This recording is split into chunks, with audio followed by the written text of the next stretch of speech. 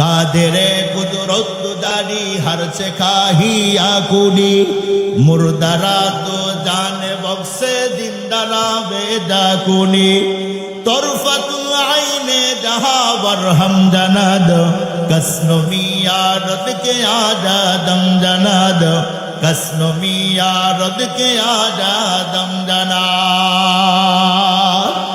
मुसलमान भाईरा আমার কথাগুলি দিল দিয়া বুঝবেন। এতক্ষণ পর্যন্ত আমি আপনাদেরকে শুধুমাত্র কেবলমাত্র বন্ধুরা আমার একটা জিনিস বোঝানোর জন্য চেষ্টা করেছি, সেইটা হলো ঈমান।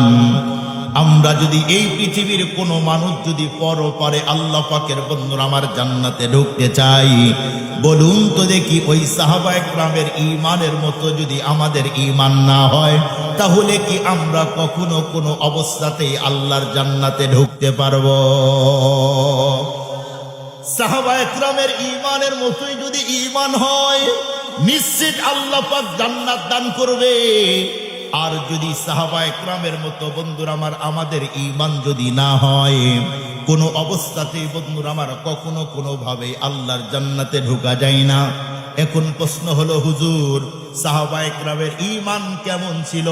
এই জিনিসটা বোঝার জন্য একটা মাত্র ঘটনা বললেই বুঝবে। একদম বন্ধুরা আমার মশহুর ঘটনা আমরা বন্ধুরা আমার প্রত্যেকেই জানি। আমরা প্রত্যেকেই জানি আল্লাহ পাক রব্বুল আলামিন এই জমিনের ভিতরে বন্ধুরা আমার যতগুলি মানুষ পাঠিয়েছে, সমস্ত মানুষের ভিতরে বন্ধুরা আমার মর্যাদা এবং সম্মান দিয়েছে নবী এবং রসুলদের। নবী এবং রসুলদের পরে এই পৃথিবীর সবচেয়ে দামি এবং মর্যাদাপূর্ণ মানুষ হলেন বন্ধুরা আমার সাহাবায়ে কেরাম। সাহাবায়ে কেরামের ভিতরে সব সাহাবীর কিন্তু মর্যাদা এক নয়। এই পৃথিবীর সবচেয়ে দামি মর্যাদাপূর্ণ সাহাবী, পৃথিবীর প্রথম বন্ধুরা আমার সাহাবী হযরতে সিদ্দিক আকবর রাদিয়াল্লাহু তাআলা আনহু। যেই সিদ্দিক আকবরের ব্যাপারে আমার পয়গম্বর উনি বলেন, আফজালুন নাসি বাদাল আম্বিয়া। আল্লাহু আকবার বলেন। সিদ্দিক আকবরের পরে পৃথিবীর দ্বিতীয় খলিফা হযরতে উমর। এই ফারুক আজম বন্ধুরা আমার যেদিন থেকে খলিফা হয়েছে, সেই দিন থেকে তার বন্ধুরা আমার টার্গেট ছিল শুধুমাত্র কেবলমাত্র দিনকে প্রতিষ্ঠিত করা। এই জন্য বন্ধুরা আমার সাহাবায়ে কেরাম বন্ধুরা আমার সিদ্দিক আকবর পরে ফারুক আজম খলিফা হওয়ার পরে তাম পৃথিবীর ভিতরে তার টার্গেট ছিল, আল্লাহ পাক অল্প যেই কয়দিন আমাকে হায়াত দেয়, এই হায়াতের ভিতরে তাম দুনিয়াতে আমরা শাসন করতে চাই। সেই সময় বন্ধুরা আমার ফারুক আজম পৃথিবীর ভিতরে সবচেয়ে দুইটা রাষ্ট্র ছিল সেই সময় পাওয়ারফুল। একটা হলো বন্ধুরা আমার সেই সময়ের রোম, আর একটা হলো পারস্য। এই রোমের সাথে যুদ্ধ করার জন্য বন্ধুরা আমার ফারুক আজম হযরত আব্দুল্লাহ ইবনে হুযাফা রাদিয়াল্লাহু তাআলা আনহুকে ডেকে বলছে, আব্দুল্লাহ এই মুহূর্তে 50 অথবা বন্ধুরা আমার 7 জনের কাফেলা নিয়ে এই মুহূর্তেই তুমি রোমের অনেকগুলি অঞ্চল এমনকি কেল্লাগুলি দখল করে নাও।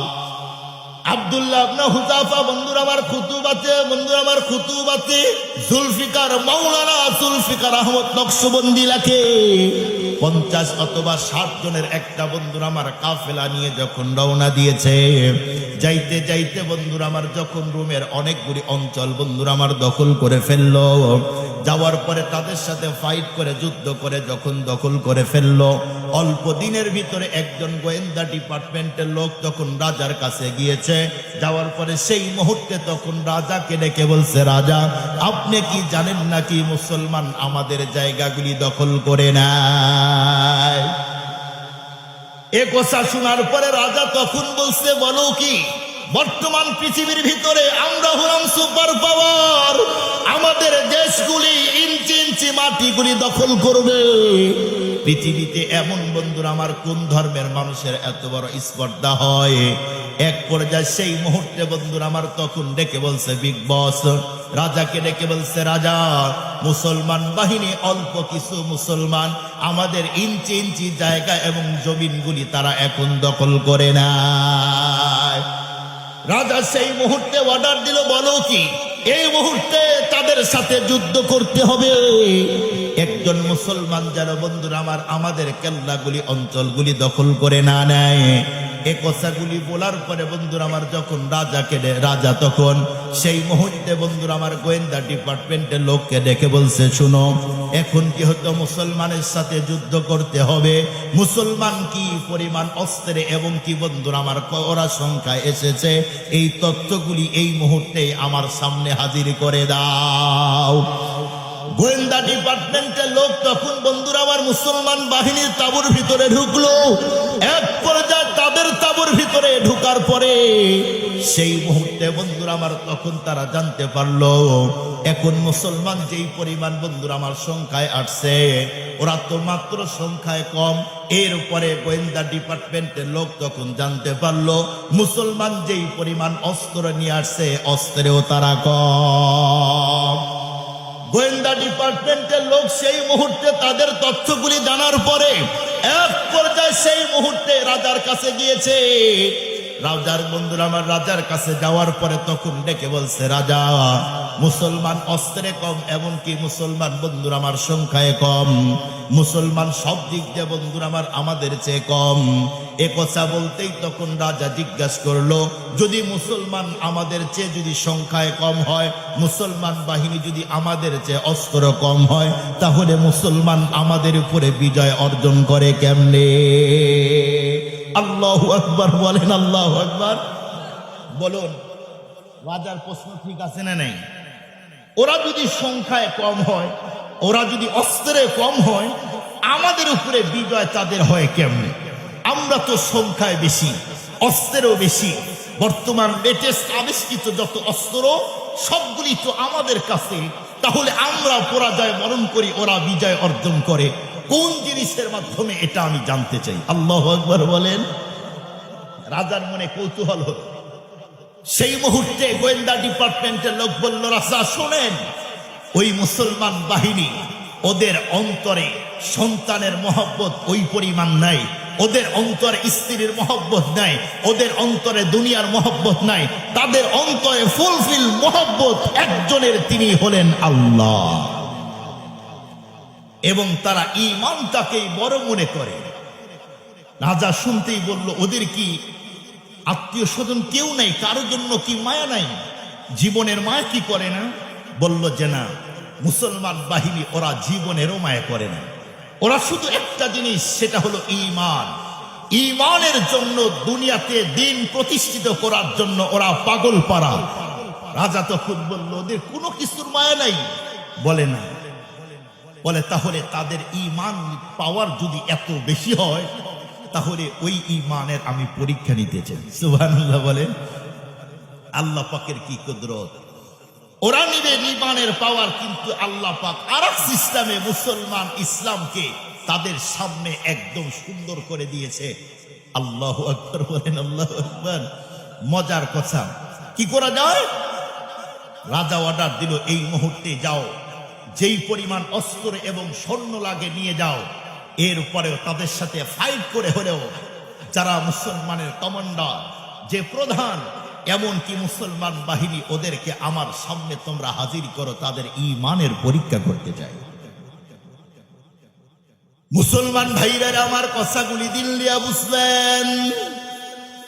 এক পর্যায়ে সেই মুহূর্তে বন্ধুরা আমার রাজা যখন অর্ডার দিয়েছে, এই মুহূর্তে বন্ধুরা আমার তোমাদের কি পরিমাণ অস্ত্র প্রয়োজন, যাও। মুসলমান সেই মুহূর্তে তাদের সাথে যুদ্ধ করার জন্য গোয়েন্দা ডিপার্টমেন্টের লোক থেকে যেই সম্বন্ধ বন্ধুরা আমার তাদেরকে বলা হলো, যেই পরিমাণ অস্ত্র এমনকি বন্ধুরা আমার লোক লাগে, সবগুলো নিয়ে তোমরা মুসলমানদেরকে এই মুহূর্তে আমার সামনে হাজির করে দাও। পর্যায়ে বন্ধুরা আমার রাজার বাহিনীগুলি রওনা দিলেন। যাওয়ার পরে মুসলমানের সাথে যুদ্ধগুলি করতে করতে এক পর্যায়ে মুসলমানদেরকে বন্ধুরা আমার যখন অ্যারেস্ট করে ফেললো, অ্যারেস্ট করার পরে সেই মুহূর্তে বন্ধুরা আমার আব্দুল্লাহ ইবনে হুযাফাকে ডেকে বলছে, আব্দুল্লাহ, আমরা কিন্তু যুদ্ধ করার জন্য আসি নাই, আমরা এসেছি শুধুমাত্র কেবলমাত্র তোমাদেরকে বন্দী করার জন্যে। তুমি তো এখন আমাদের হাতে অ্যারেস্ট হয়েছো, তোমার অনেকগুলি সৈন্যবাহিনী আমাদের সাথে অ্যারেস্ট হয়েছে। এই মুহূর্তে তুমি বন্ধুরা আমার, তুমি এবং তোমার বাহিনীগুলি যদি আমাদের সাথে ফাইট করতে চাও, কোনো অবস্থাতেই কিন্তু এখান থেকে কাউকে বন্ধুরা আমার জীবন নিয়ে যেতে দিব না।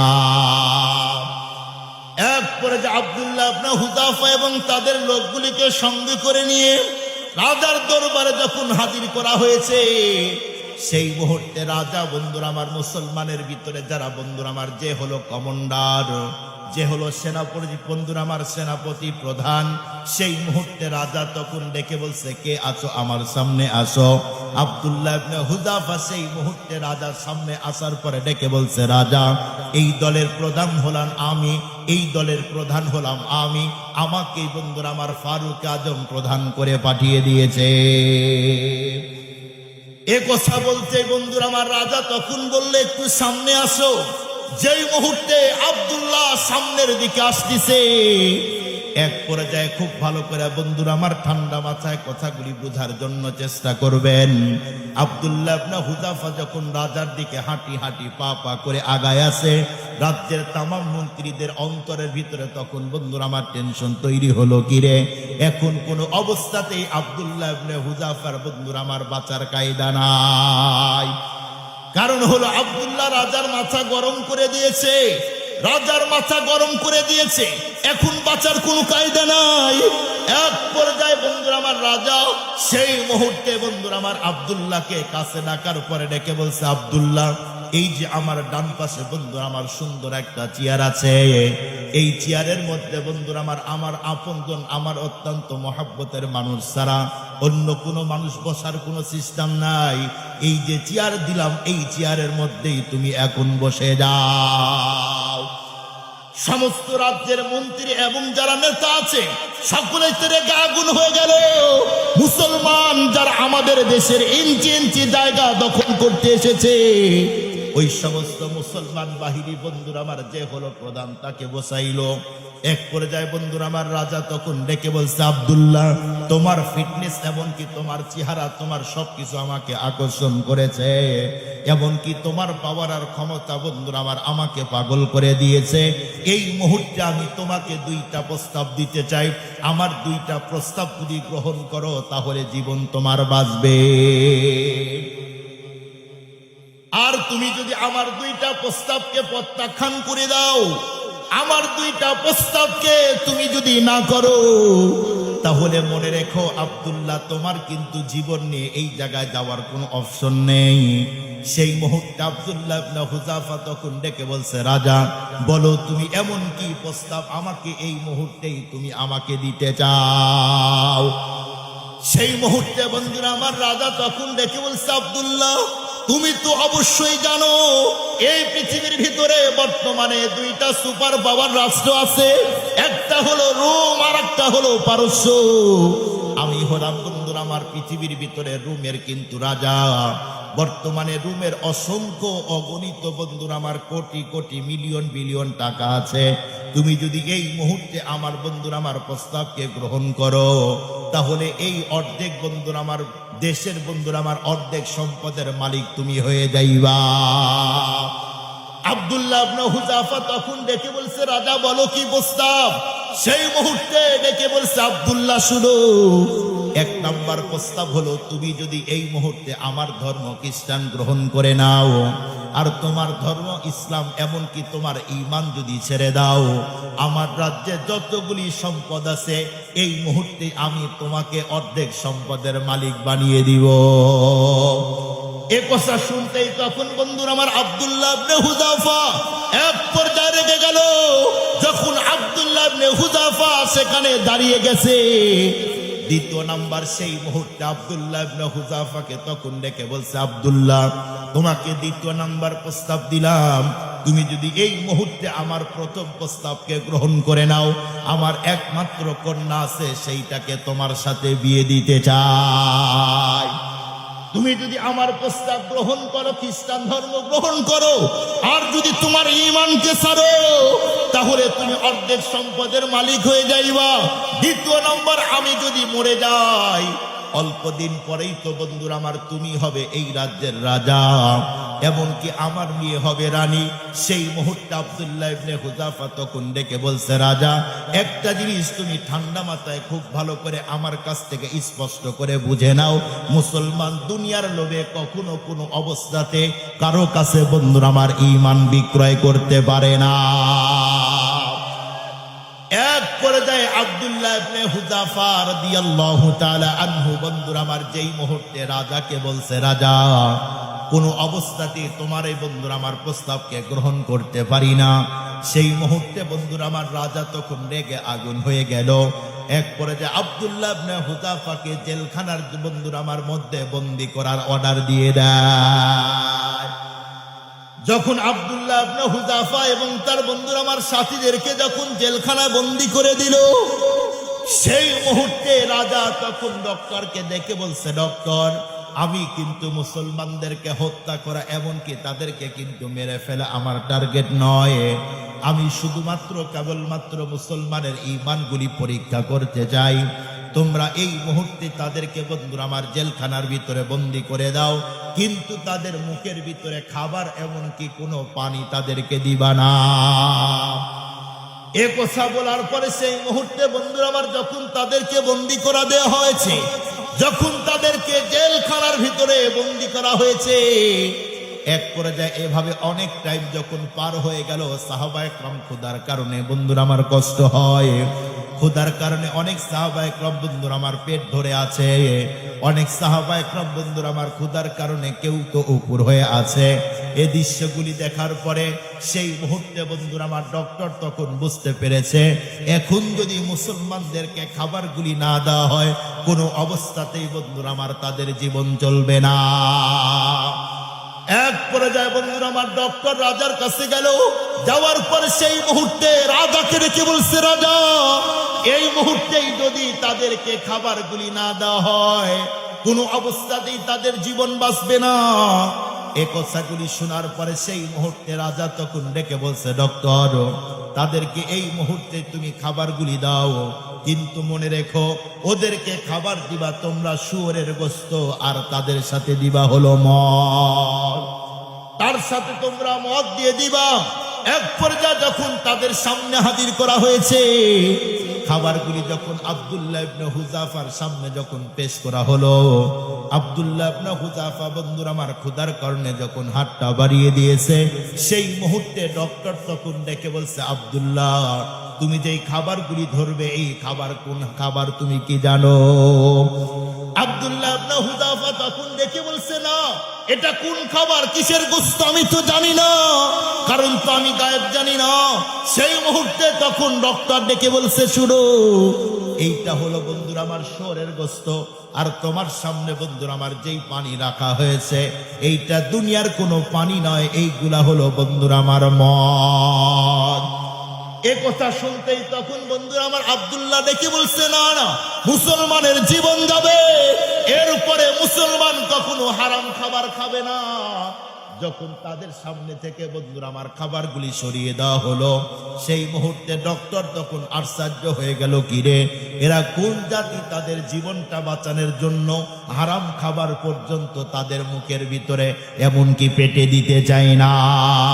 আল্লাহু আকবার বলে, আল্লাহু আকবার। আচ্ছা রেগে আগুন হয়ে গেল, কি বলো তুমি, ওদের কাছে হারাম খাবার দিলে তারা রাজি হলো না? না, রাজি হয় না। তখন বলল, এদেরকে হত্যা করার জন্য আরেকটা প্ল্যান, এদের ঈমান পরীক্ষা করার আরেকটা প্ল্যান কি?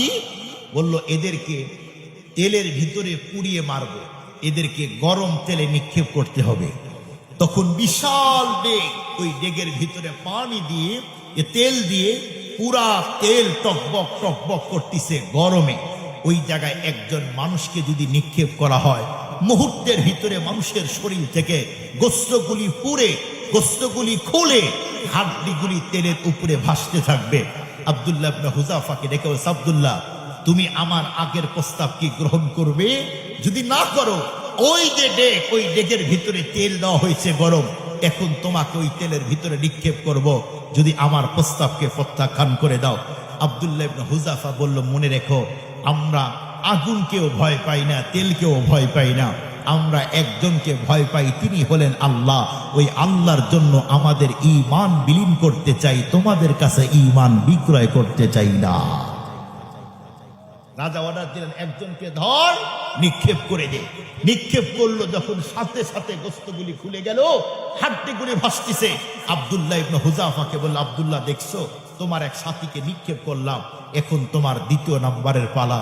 আব্দুল্লাহ ইবনে হুযাফা তখন একবার হাসলেন, একবার কান্না করে ডেকে বলছে, এই রোমের রাজা, মনে রাখ, আমি কান্না করেছি, তুই কি মনে করেছিস আমি আমার জীবন বাঁচানোর জন্য কান্না করেছি? আরে না, আমি তো কান্না করে আমার মালিককে বললাম, ওগো দয়ার মালিক আল্লাহ, তুমি যদি 100 বার আমাকে দুনিয়াতে পাঠাইতে, 1 লক্ষ বার দুনিয়াতে পাঠাইতে, 1 কোটি বার আমাকে দুনিয়াতে পাঠাইতে, প্রতিবার তোমার জন্য আমার জীবন, আমার সবকিছু উৎসর্গ করে দিতাম, এরপরেও তাদের কাছে ঈমান বিক্রয় করতাম না।